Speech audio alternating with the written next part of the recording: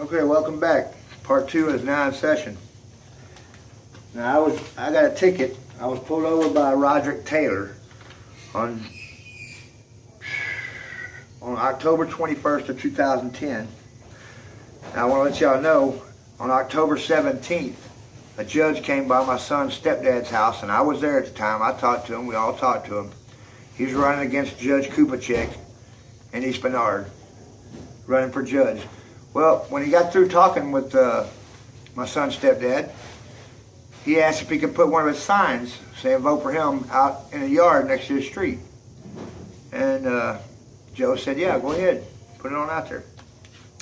Well, 2 days later, and they know he's been going to the dump, which is a couple yards down the street from his house. He's been going to the dump and grabbing stuff out of the dump where people pay to dump it for years and never had any problems.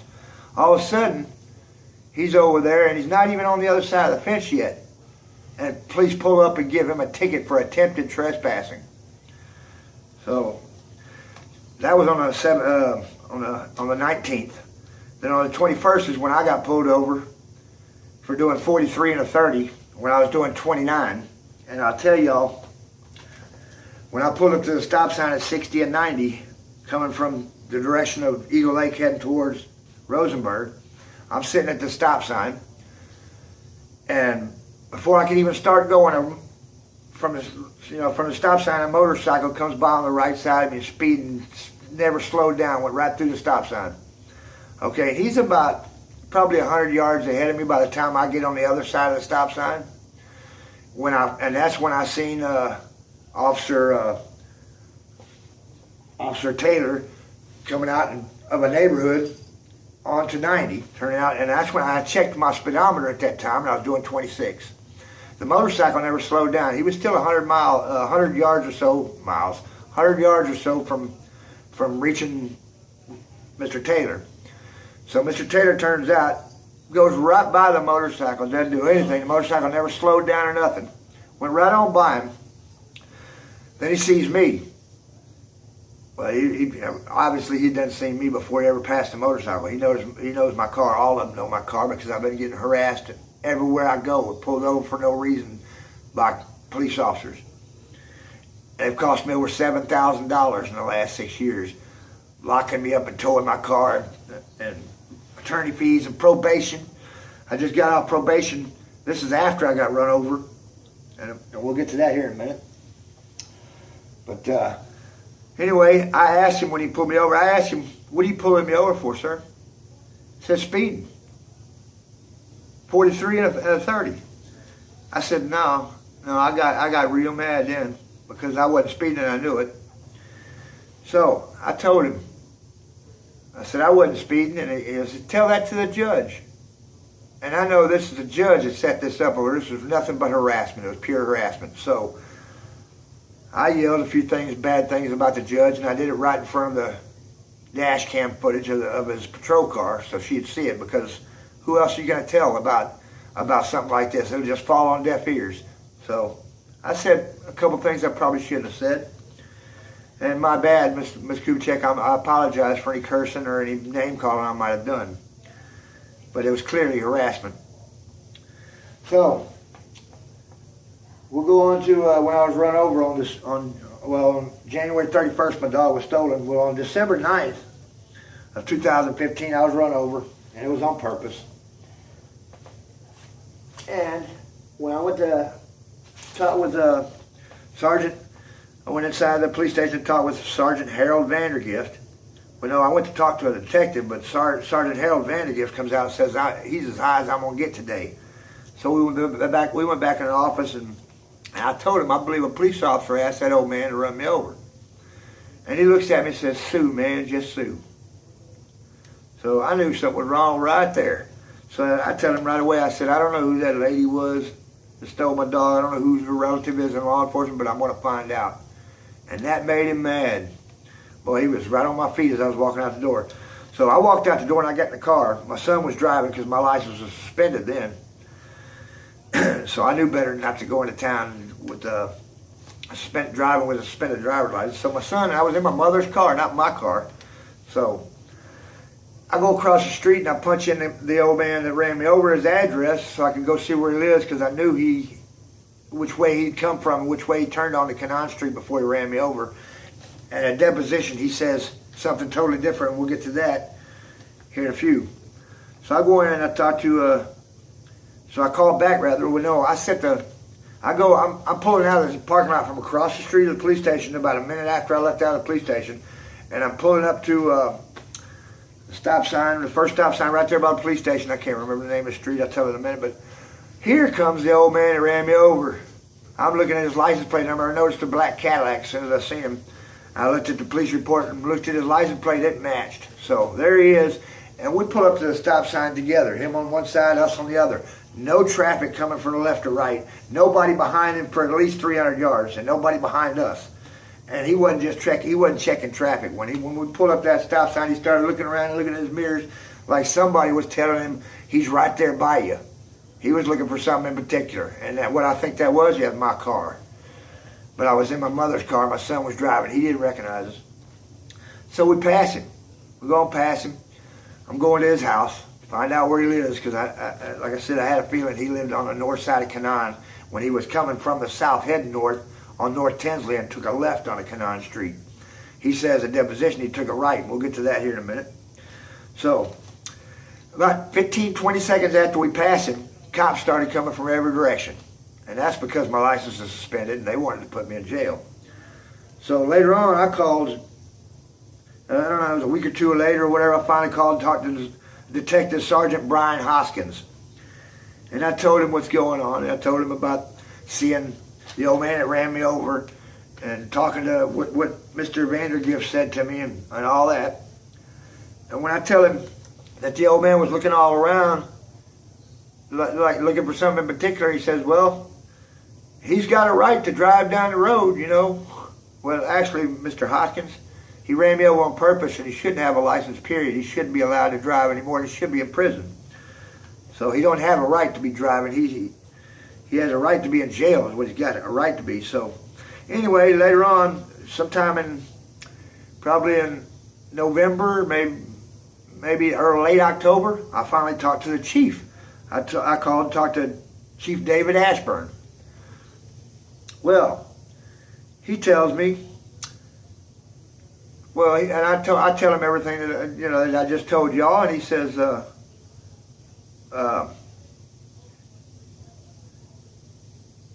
he goes, don't go spreading rumors that the police are involved. Well, a couple days before, I had called the witness that had called me and told me that she would be in court for me anytime she needed, if she needed me, if I needed her rather.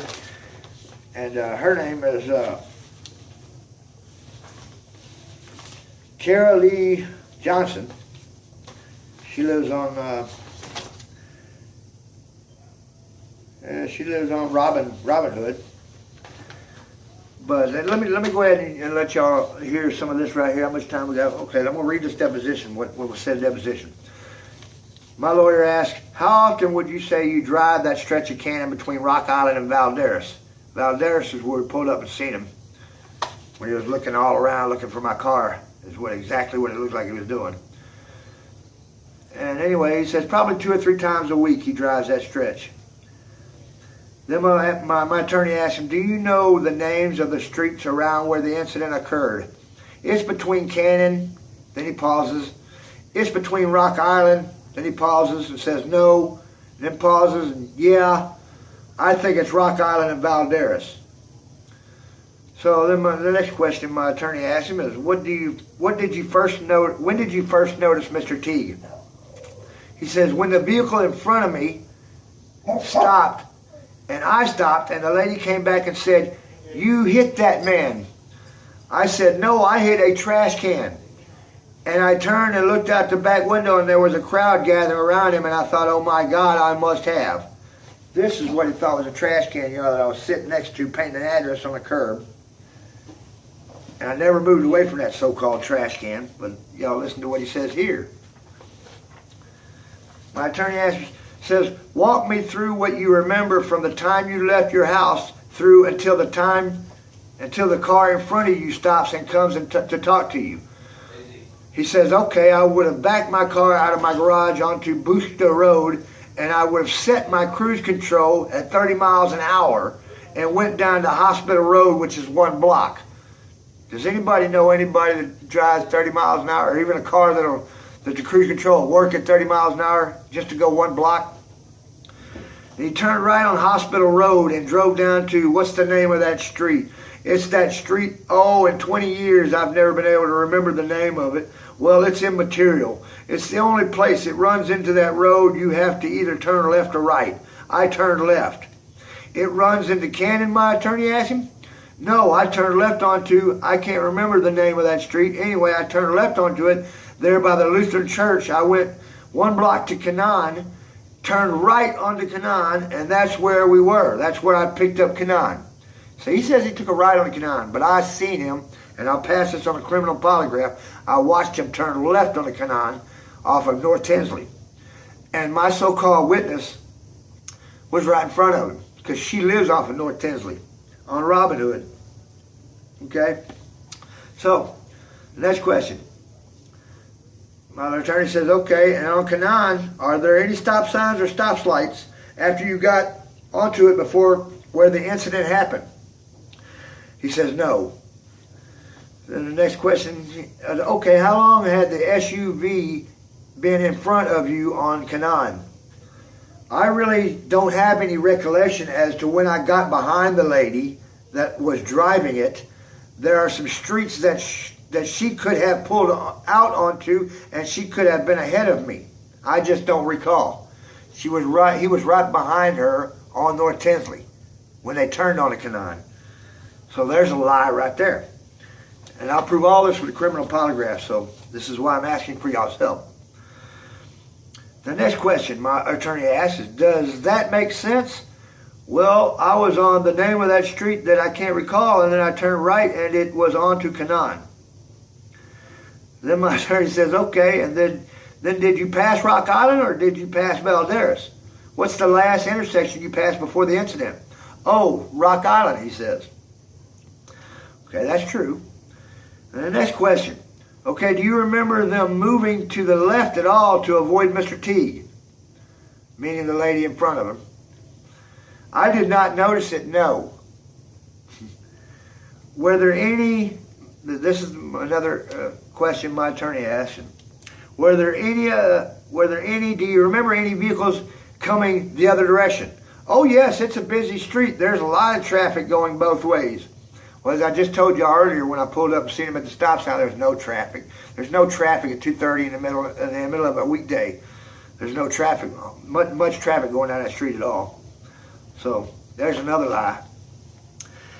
Okay, my attorney asked me, after you passed Rock Island, what do you remember after that? Well, I saw, and this is about 1/10 of a mile ahead of me from the incident, I remember seeing somebody, it looked like putting something in a trash can. That was my interpretation of it. So he did see me. He just got through saying he didn't see me. Then I don't remember anything further until there was a clatter and a bang. And I thought, dang, I hit that trash can. And then the car in front of me, the SUV stopped, and I pulled up and stopped, and she had her flashers on, and she got out and came back. She said, you hit that man. I said, I didn't hit a man, I hit a trash can. I was going to go down to the post office and check to see, since I was going down there, I checked there to see what damage had been done to my car. She said, no, you hit that man. And I looked over my shoulder and out the rear window, and there was some people gathering back there, and I thought, oh my God, I must have. But I didn't see him there, and I didn't know that I had hit him, obviously, since I didn't see him. That's what he says. Okay, now y'all go to part 3. Time's up on this one. We'll go to part 3. Okay, shut her down, Art. I'm still not done with depositions, so y'all stay tuned to part 3.